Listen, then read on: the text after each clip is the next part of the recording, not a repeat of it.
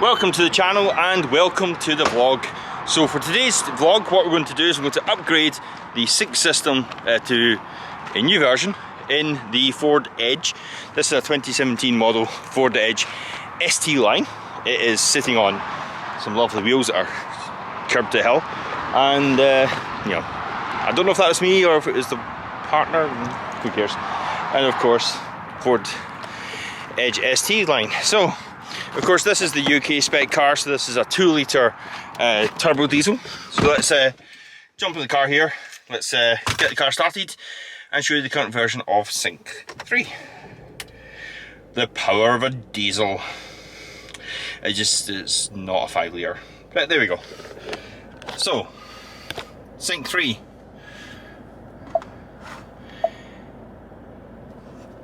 Standard Sync 3 system, let's hit General.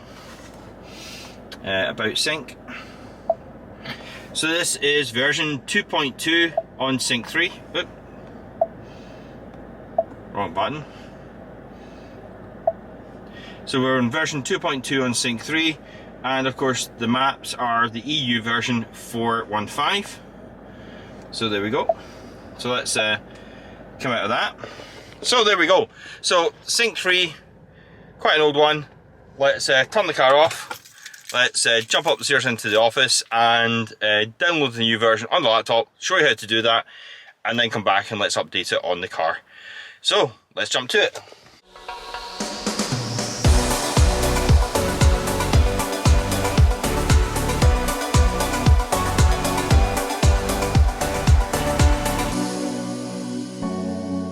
Okay, so let's launch the Sync 3 Updater app.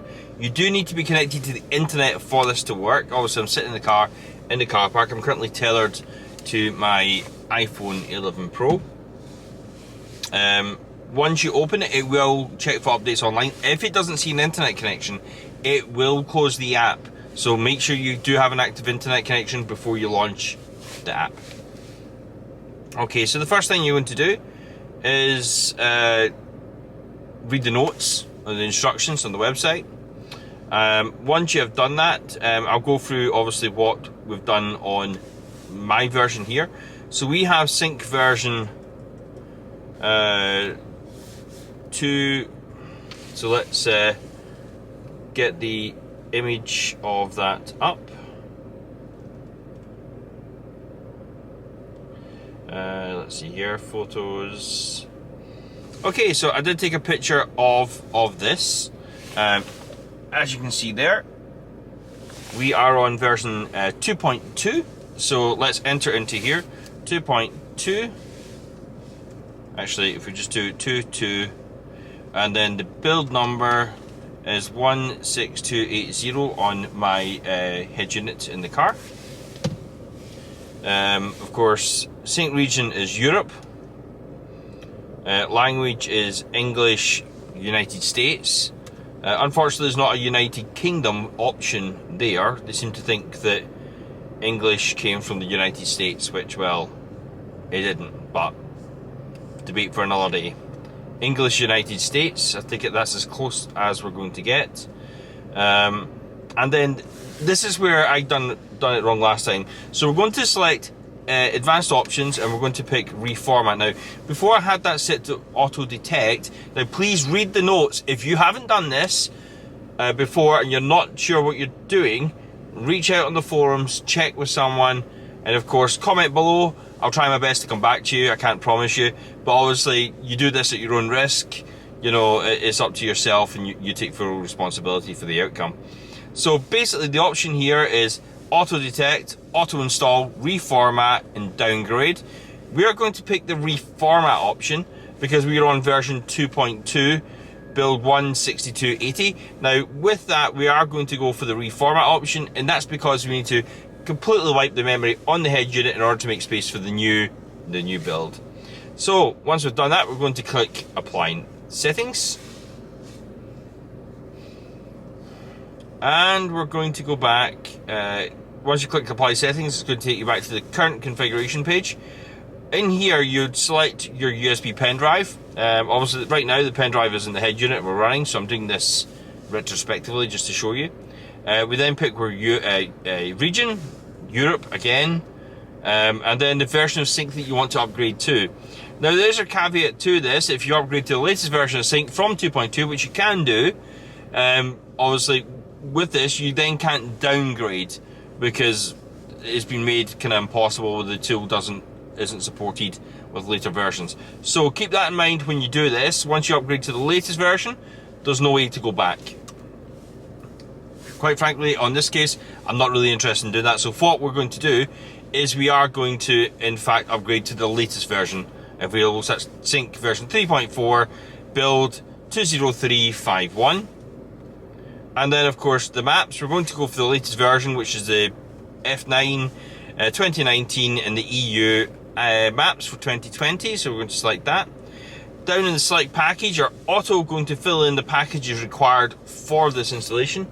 We are going to leave them as is, and then we're going to hit start. It is then going to go away, and it's going to create the pen drive for you. It will download all the packages to your laptop first. That process can take about an hour, maybe more, depending on your internet connection and the overall kind of performance of your machine. Once that is done, it will then start to decompress and write those files to the pen drive in order to carry out the installation later on the APIM module, which is inside the car touchscreen.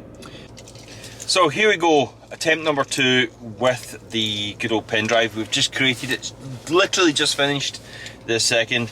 Let's plug it into the car and see what happens. Here we go, plugging the pen drive in.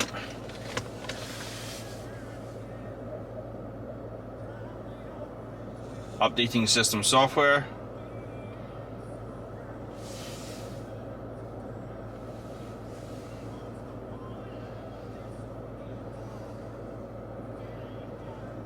Okay, it's saying you can remove the pen drive. Now you ignore it, and now it's going to restart.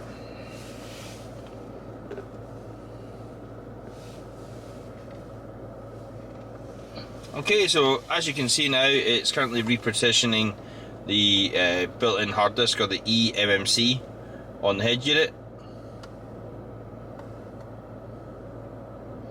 We don't have a countdown timer, but we do have a lapse timer which tells us how long it's taken so far. It's currently repartitioning the drive. So there we go, we're currently installing the latest version of Sync 3, so this is Sync 3.4. And it's currently updating the apps package. So let's continue with this going, and I'm going to continue along my drive along the way. So let's see what happens.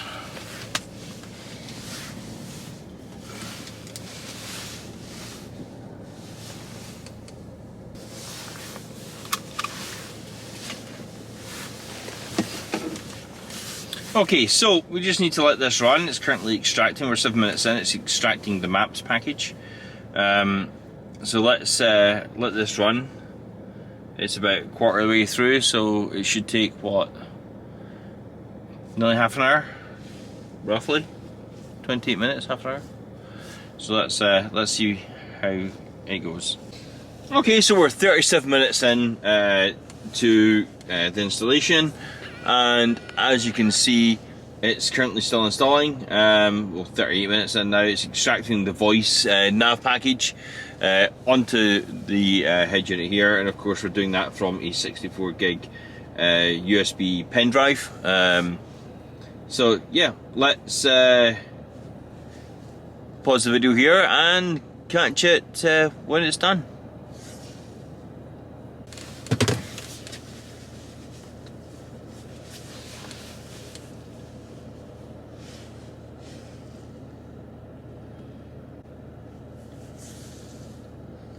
There we go, so that is the update now successful. It is now complete. It took 47 minutes, roughly about that to do.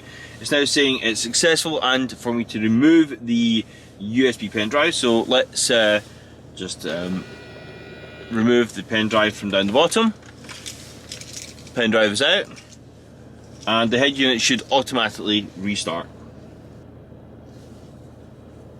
And there we go. So that's the head unit now rebooting. Now this should work on pretty much any car with the Sync 3 platform. So there we go, it's now restarting. It seems to have kept the splash screen settings that I set up. And there we have it. We have the new look Sync 3 system with the lovely blue interface. And of course, still has navigation. And we're just going to give it a little second while it initializes itself. Language set to English. Okay. So we're going to let the map system load, and then once we're going to do that, we're going to perform a factory reset just to make sure that if there's any settings in here, we wipe them clean. Okay, so let's just perform the master reset. Let's check the about sync settings first, and you can see now we're on Sync 3, version 3.4, build 20351. And the maps are EU version 2020 as well. Map navigation portion of the maps are copyright. Yeah, and that's a Grace Knot version that's on there. It's not showing the map version. Okay, let's just perform the master reset.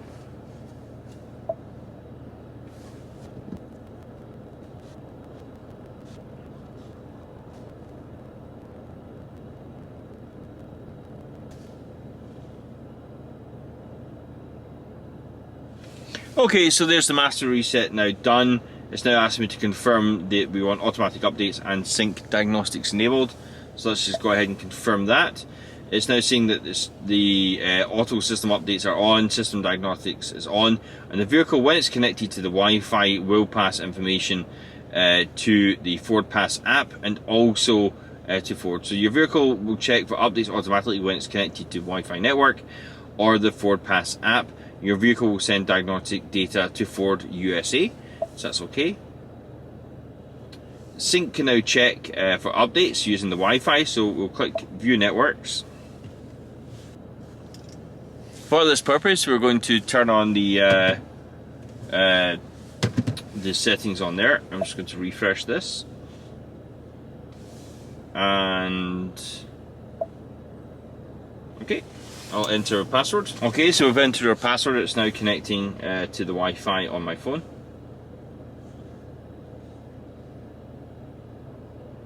Okay. And now we should be all good to go.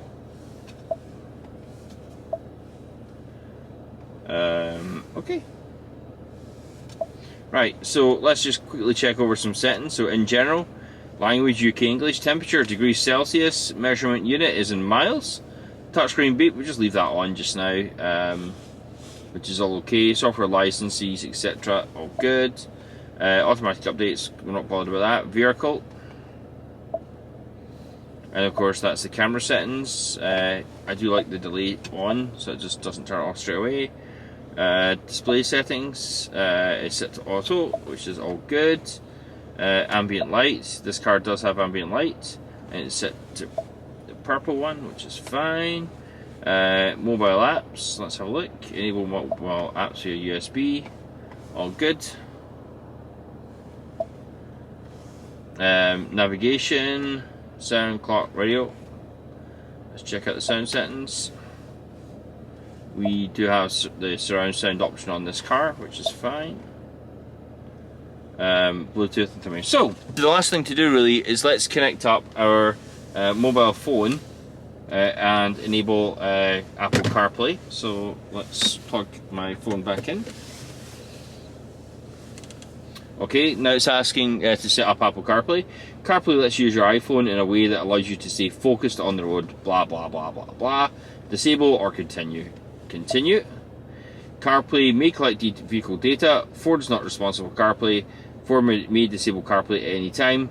Avoid distractions when using the phone, of course. Agree.